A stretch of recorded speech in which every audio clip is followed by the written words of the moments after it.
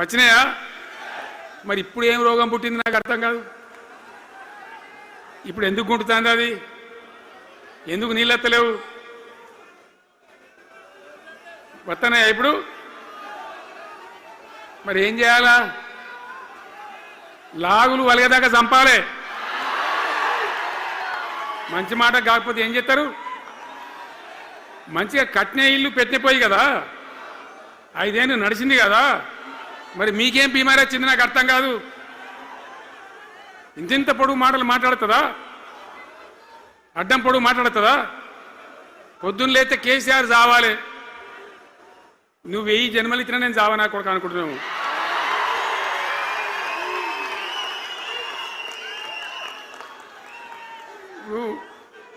ఉట్టి మీద దాచిపెట్టింది.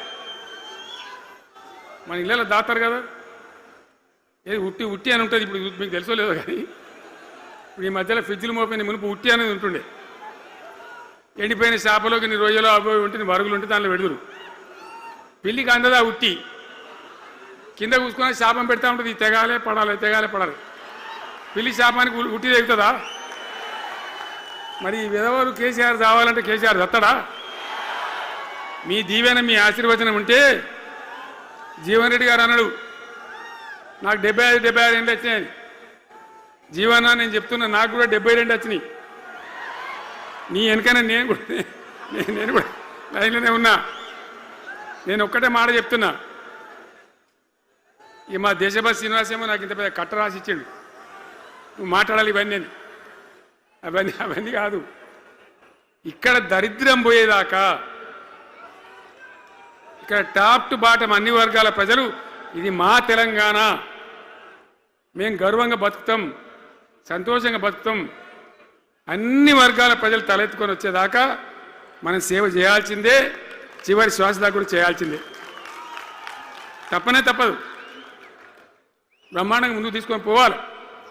మీరు కూడా నాకు 75 వచ్చింది కాదు. ఇవాళ మీరు 50-25 ఏళ్ళు తగ్గిపోయింది మీ వయసు. అంత యువకునిలాగా అంత ఉత్సాహంగా ముందుకు దూసుకొని పోదాం. తెలంగాణ ఎట్ట మంచి దాని సంగతి చూద్దాం. ఇప్పుడు అన్నీ ఒక పొదరిల్లాగా చేసినాం. కరెంటు చక్కగా ఉండేనా? కేసీఆర్ రాకముందు కరెంటు ఉండేనా? కేసీఆర్ ఉన్న రోజులు మంచిగా ఉండేనా? మరి మళ్ళీ ఇప్పుడు ఏం రోగం వచ్చే, ఏం బీమారి వచ్చే? కరెంటు కాకెత్తుకొని పోయిందా? ఆనాడు 7000 మెగావాట్లుంటే ఒక ఏడాది లోపల మంచిగా చేసి 24 గంటల కరెంట్ ఇచ్చినాం, ఒక క్షణం కూడా పోకుండా.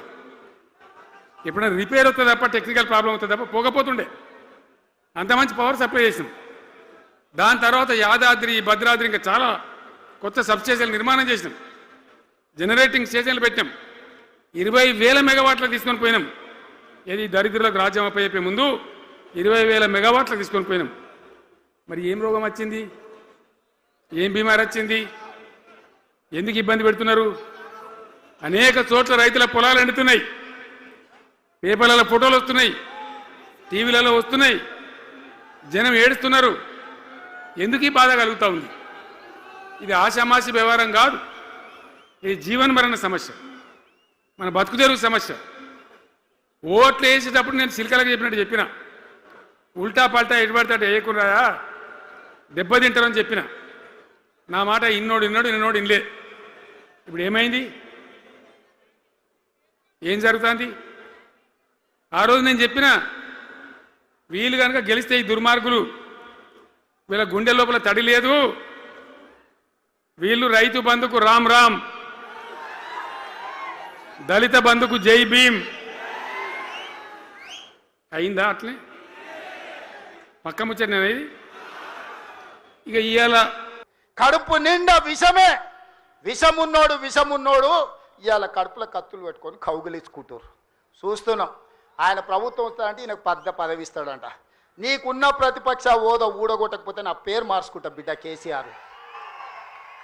2023లో నిన్ను ఓడగొట్టిన, 2024లో నీకు గుండు సున్నా ఇచ్చిన, సర్పంచ్ ఎలక్షన్లో పాతరేసిన, మున్సిపల్ ఎన్నికల్లో ఉప్పు పాతరేసిన, జూబ్లీ హిల్స్ కంటోన్మెంట్లో నీకు గోరి కట్టిన, వచ్చేసారి ఆ గోరి మీద మా కాంగ్రెస్ పార్టీ కార్యకర్తలు జెండా ఎగరేస్తారు.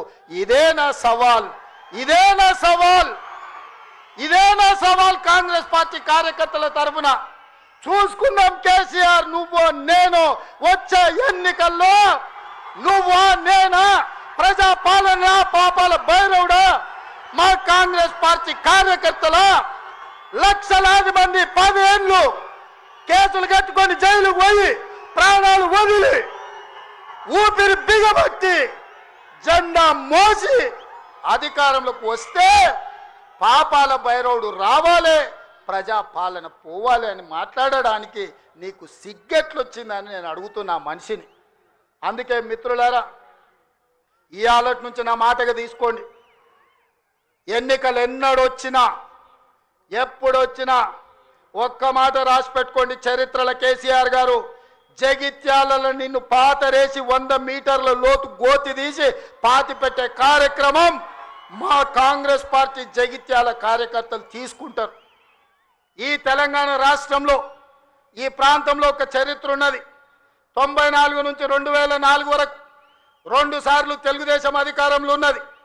2004 నుంచి 2014 వరకు 2 సార్లు వైఎస్ఆర్ నాయకత్వంలో అధికారంలో ఉన్నది.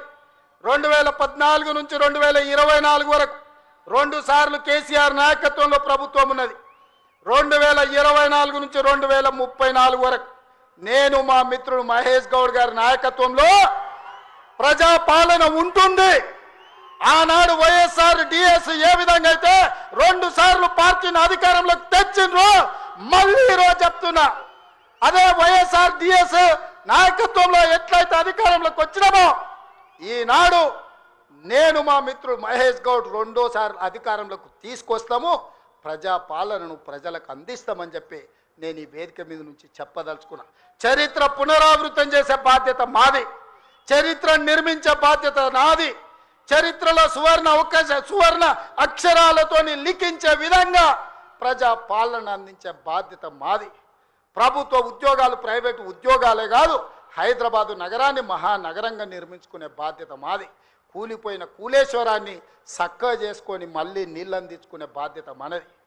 పాలమూరు రంగారెడ్డి ఎత్తిపోతలు కావచ్చు, జూరాలు కావచ్చు, భీమా కావచ్చు, నెట్టంపాడు కావచ్చు, కోయిల్సాగర్ కావచ్చు, శ్రీరామ్ సాగర్ కావచ్చు, దేవాదులు కావచ్చు, సీతారామ ప్రాజెక్టు కావచ్చు, కాళేశ్వరం ప్రాజెక్టు కావచ్చు, మా మిత్రుడు చెప్పిన చిన్న కాళేశ్వరాన్ని పూర్తి చేపించే బాధ్యత నాది. మిత్రులారా, మీకు అండగా నిలబడి మీరు అండగా ఉండండి, నాతో పాటు నడవండి.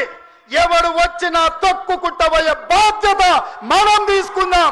ఈ దేశంలోనే నేను చెప్పదలుచుకున్నా, ఈ దేశంలోనే అత్యధిక మెజార్టీతోని రాష్ట్ర ప్రభుత్వాన్ని ఏర్పాటు చేయడమే కాదు, వచ్చేసారి తెలంగాణలో 15 పార్లమెంటులను గెలిపించి రాహుల్ గాంధీని ప్రధానమంత్రిని చేసే బాధ్యత నాది, మీది.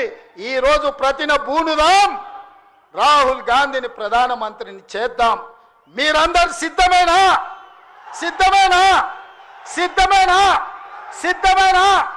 అక్కడున్న వేలాది మంది సోదరులు సిద్ధమేనా? సిద్ధమేనా? సిద్ధమన్నోళ్ళందరూ చేయి పైకెత్తి పిడికిలి బిగించండి.